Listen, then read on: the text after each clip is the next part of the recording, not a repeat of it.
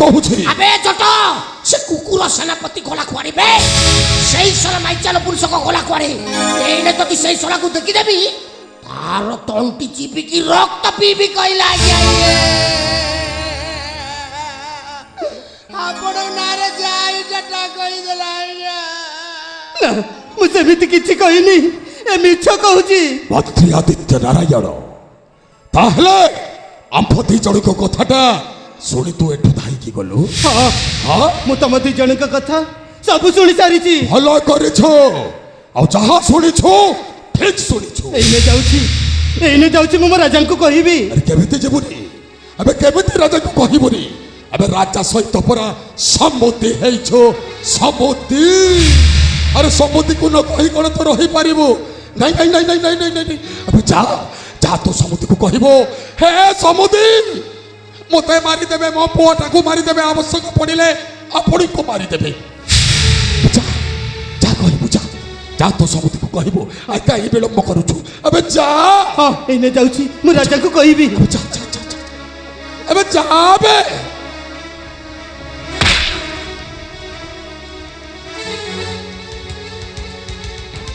ମନ୍ତ୍ରୀ ଆଦିତ୍ୟ ନାରାୟଣ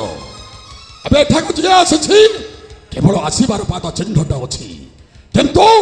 ଫେରିବାର ପାଦ ଚିହ୍ନଟା ନାହିଁ ରେ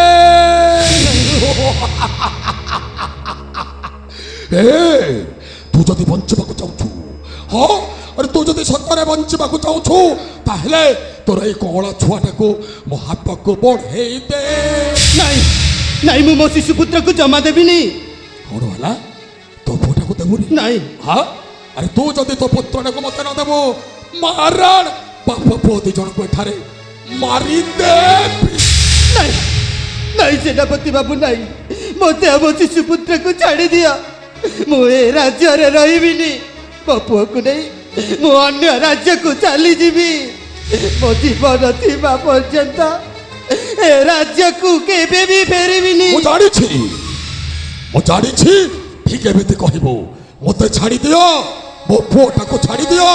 ଏ ରାଜ୍ୟରେ ଜମାରୁ ରହିବିନି ଏ ରାଜ୍ୟ ଛାଡ଼ି ଅନ୍ୟ ରାଜ୍ୟକୁ ଚାଲିଯିବି ଆଉ ତୋ ପୁଅଟା ବଡ଼ ହେଲା ପରେ ହଁ ତୋ ପୁଅଟା ବଡ଼ ହେଲା ପରେ ବର ବେଶ ସଜେଇ ରାଜା ଝିଅକୁ ବାହା କରିବା ପାଇଁ ଆସିବୁ ନାହିଁ ବା ଦେ କହୁଛି ତୋ ପୁଅଟାକୁ ଦେ ନା ମୋ ପୁଅକୁ ମୁଁ ଜମା ଦେବିନି ବାପ ପୁଅ ଦି ଜଣ ଏଠାରେ ମରିବ ନାହିଁ ମାରଣ ମାରିଦେବି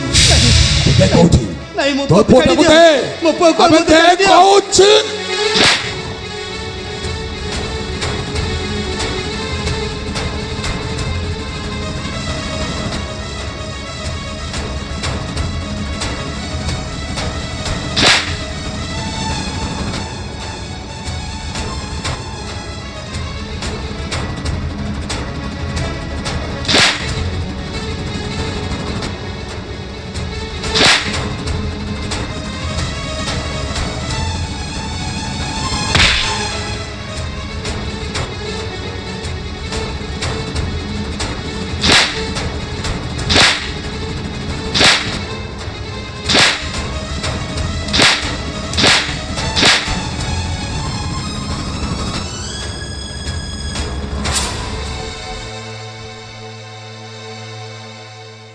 আরে সেনাপতি বাবু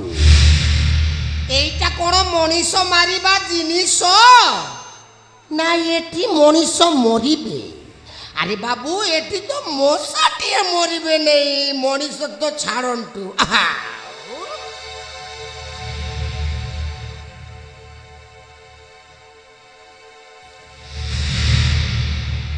এইটা হেউছি মনিষ মরা জিনিস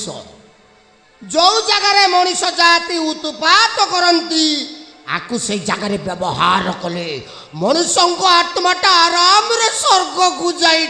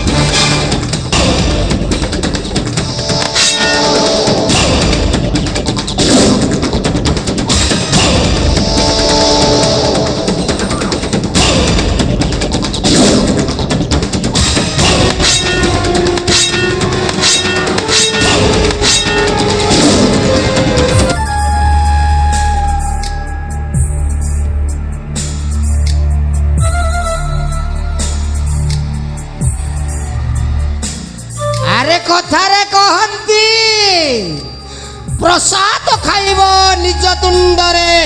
ହାତ ପୋଛିବ ପର ମୁଣ୍ଡରେ। ଜଟ ପାତ୍ର ମୁଁ ଜଟ ପାତ୍ର, ଭଲରେ ଥିଲେ ବେଲପତ୍ର, ଆଉ ରାଗି ଗଲେ ପୁରା ଛିନ୍ନ ଛତ୍ର। ଆଗ ଯାଏ ସେଇ ସେନାପତି ପଛରେ ଯଦି ନ ରହିବି ନା,